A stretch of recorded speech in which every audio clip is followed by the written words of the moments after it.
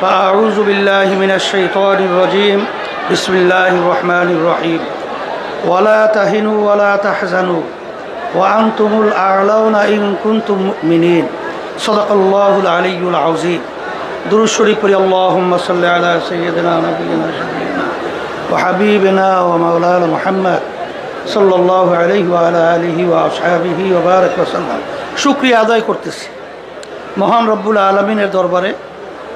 রব্বুল আলামিন আজকে ওলামা সম্মেলনে যে আমন্ত্রিত মেহমান, যে উঁচু পর্যায়ে তারা এখানে উপস্থিত হয়েছে, আমাদের পক্ষ থেকে আমরা ধন্যবাদ এবং আন্তরিকভাবে আমি তাদেরকে শুভেচ্ছা জানাই যে আল্লাহ রব্বুল আলামিন যেন আমাদের এই অবস্থানটাকে আমাদের লক্ষ্য উদ্দেশ্য পর্যন্ত পৌঁছার তৌফিক আল্লাহ দান করে।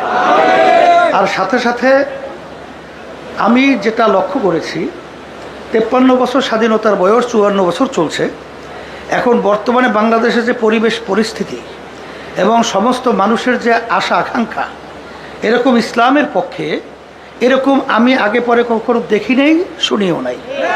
আল্লাহ রাব্বুল আলামিন যেন আমাদেরকে এই পরিবেশটাকে সুন্দরভাবে বাস্তবায়নের ইখলাস নিয়ে তৌফিক দান করে। রব্বানা আতিনা ফিদ দুনিয়া হাসানা ওয়া ফিল আখিরাতি হাসানা ওয়া কিনা আযাবান নার। আল্লাহ সম্মেলনকে দিনের জন্য কবুল করে না, সর্বদিক থেকে আপনি হেফাজত করেন।